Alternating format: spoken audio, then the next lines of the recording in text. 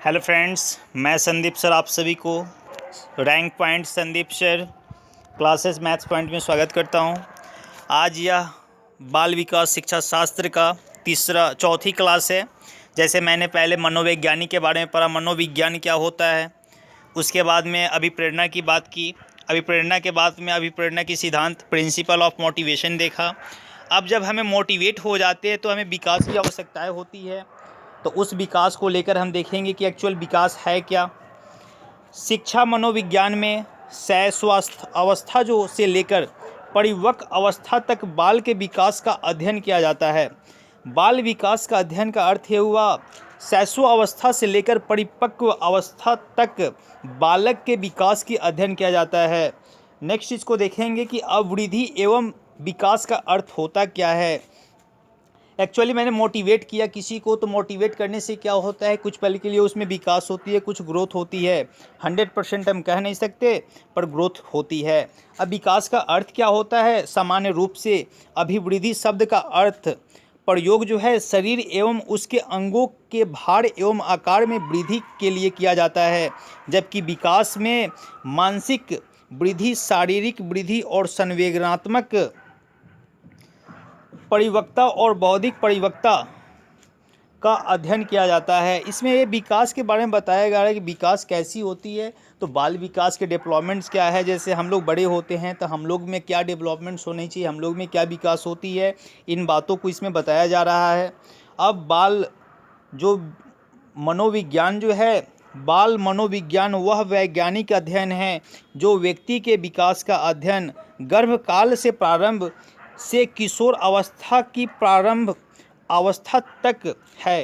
Crow और crow द्वारा ये बात बताई गई है कि बाल मनोवैज्ञानिक जो है, इसका अध्ययन जो होता है बच्चे गर्भ में होते हैं और गर्भ से किशोरावस्था तक इन बाल विकासों का अध्ययन किया जाता है। जैसे मैं आप लोग की एक जानकारी के लिए बात बता दूं कि वैज्ञानिक साइंस कहती है कि बच्चे जो 6 वर्ष के जो बच्चे हैं, बच्चे जब 6 वर्ष तक होते हैं उनको डांटना मारना नहीं चाहिए, पिटाई करनी नहीं चाहिए। और साइकोलॉजी कहती है कि जो बच्चे 14 साल से ऊपर के हो गए हैं, 14 साल से जो बड़े हो चुके हैं, उन्हें डांटना मारना नहीं चाहिए। यह साइकोलॉजी का अपना कुछ थीम है। नेक्स्ट टॉपिक देखेंगे कि विकास को प्रभावित करने वाले कारक कौन कौन से हैं। किसी चीज़ों को प्रभावित करने के लिए कुछ कारक होते हैं, तो विकास को प्रभावित करने वाले कारक कौन कौन से हैं। परिवार, सबसे पहले जो बात यहाँ पे आप लोग देख पा रहे हैं, परिवार की चर्चा की गई है। बाल विकास, बालक का विकास इस बात पर निर्भर करता है कि उसके परिवार की स्थिति क्या है। प्रायः देखा जाता है कि जिस बालक की पारिवारिक स्थिति मजबूत होती है उनका विकास आसानी से होता है, और कमज़ोर स्थिति वाले परिवार के बालक का विकास पूर्ण रूप से नहीं हो पाता है। यह फैक्ट है।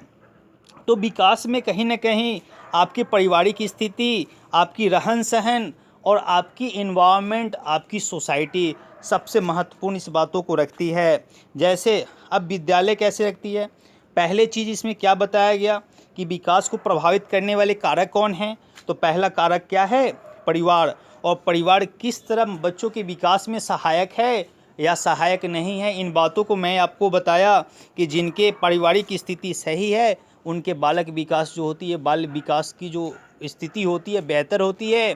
जिनके पास पारिवारिक स्थिति सही नहीं है उनके बच्चों की विकास रुक जाती है, कुछ कमी हो जाती है।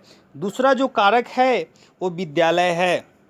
बालक के विकास को प्रभावित करने में विद्यालय बहुत ही महत्वपूर्ण कारक माना जाता है। विद्यालय समाजीकरण का सक्रिय साधन है। यह सही है कि विद्यालय जो होगा यह मुख्य कारक होगा, क्योंकि जो परिस्थिति जिनके अच्छे हैं, जिन बच्चे की परिस्थिति अच्छे हैं और जिन बच्चों की परिस्थिति अच्छे नहीं भी हैं, वो तो विद्यालय जाते हैं, वहाँ पे उनकी शिक्षा का प्रभाव पड़ता है कि वहाँ पे किस तरीके से पढ़ते हैं, बड़ों का आदर कैसे कहते हैं। ये सारी चीज़ों जो शिक्षा जो है उन्हें विद्यालय से मिलती है।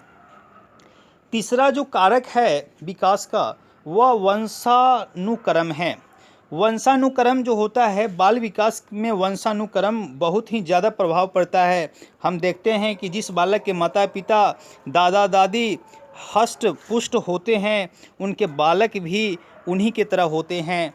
यह जनरली देखा जाता है कि जिनके माता, बहुत सारे लोग कहते हैं कि इस बच्चे का जो शकल जो है, इसका जो ग्रोथ जो है, इनके माता पिता पे गए हैं। तो वंशानुक्रम भी इस विकास के प्रभाव को बताता है, विकास के प्रभाव का कारक ये भी है। उसके बाद जो वातावरण, इससे पहले मैंने विद्यालय की बात की, उस समय मैंने वातावरण की बात किया कि वातावरण का भी बहुत ही ज़्यादा प्रभाव पड़ता है। यहाँ पे बहुत होती, यहाँ पे बहुत लिख दिया गया है। बहुत प्रभाव पड़ता है। जो बालक स्वच्छ वातावरण में रहता है, उनका मानसिक और बौद्धिक विकास उचित रूप से होता है।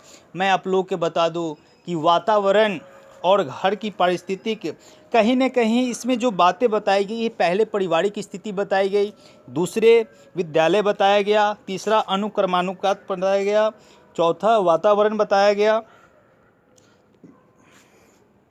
यह सभी एक दूसरे के लिए बहुत ही ज़्यादा, ये नहीं है कि जिस प्रकार हमारा जो सेंस ऑर्गन है, आई है, ईयर्स है, आँख, नाक, कान, जीभ, स्किन, ये सब सारी चीज़ें हैं।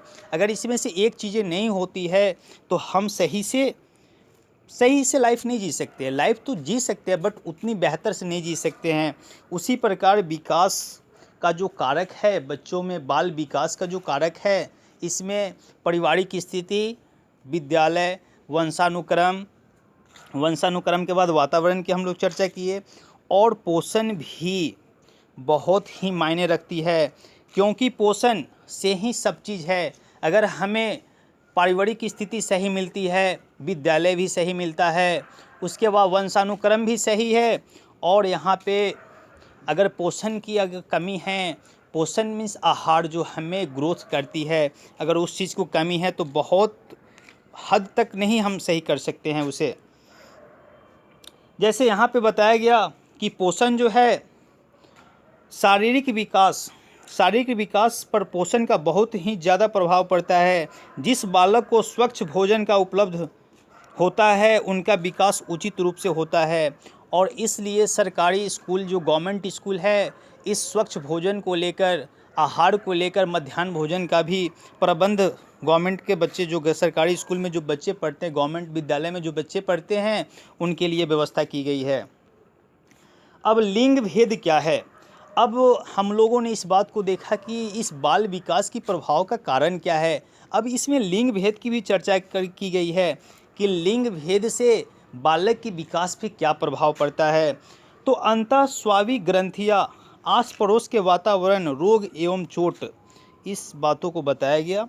बालक का विकास अधिकतम का ही परिमाण माना जाता है।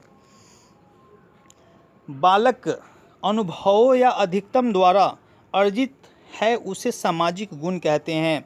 बालक जो अनुभव जो करता है, जैसे बच्चे जब जन्म लेते हैं, जब ग्रोथ होते हैं, 4 साल 5 साल के जब होते हैं, तो उनको अनुभव होता है कि ये क्या है, लालटेन है या बल्ब है, इससे क्या होता है, इसमें 4 पहिया, एक कार है, इसमें 4 पहिया ही क्यों है, मोटरसाइकिल में 2 पहिया ही क्यों हैं, आसमान में एरोप्लेन उड़ती है, स्टीमर जो है वो कहाँ पे, पानी में ही क्यों चलती है, रेलवे ट्रैक पे ही रेल क्यों चलती है।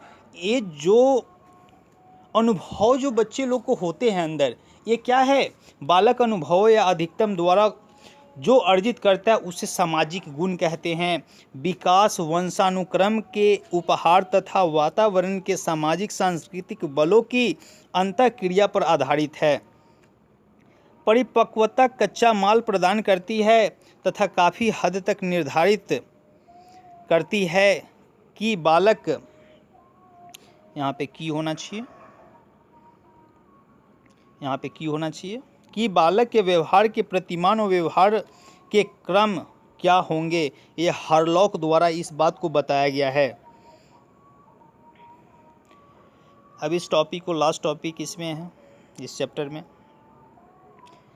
जैसे यहाँ पे आप देख पा रहे हैं कि जब बालक विकास की एक अवस्था से दूसरी अवस्था में प्रवेश करता है, तब उसमें कुछ परिवर्तन दिखते हैं।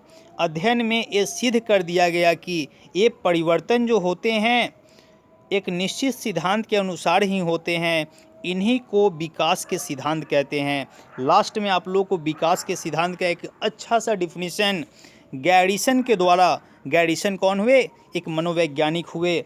मनोवैज्ञानिक जो गैरिसन जो है, उन्होंने बाल विकास को परिभाषित किया है, विकास के सिद्धांत को, प्रिंसिपल ऑफ डेवलपमेंट को इन्होंने बताया है कि जब बालक का विकास एक अवस्था से दूसरी अवस्था में प्रवेश करता है तब उसमें कुछ परिवर्तन दिखाई देते हैं। यह फैक्ट है कि जब आप में ग्रोथ होगा तो कुछ अलग पहचान होगा। जैसे आप में प्रवेश जैसे होती है, दूसरे अवस्था में आप प्रवेश करते हैं तो आपका बोलने का, बैठने का, किसी के समक्ष कुछ बात बोलने की जो भावनाएं जो बदल जाती है, इस बात को सिद्ध कर दिया गया, या साइकोलॉजी सिद्ध करती है, मनोविज्ञान सिद्ध करती है कि जब बालक विकास की अवस्था से दूसरी अवस्था में जाते हैं तो उसमें परिवर्तन दिखाई देते हैं। Thank you. चौथा क्लास आज ओवर आप लोग के लिए हुआ, और इस चैनल को लाइक एंड सब्सक्राइब जरूर कीजिएगा।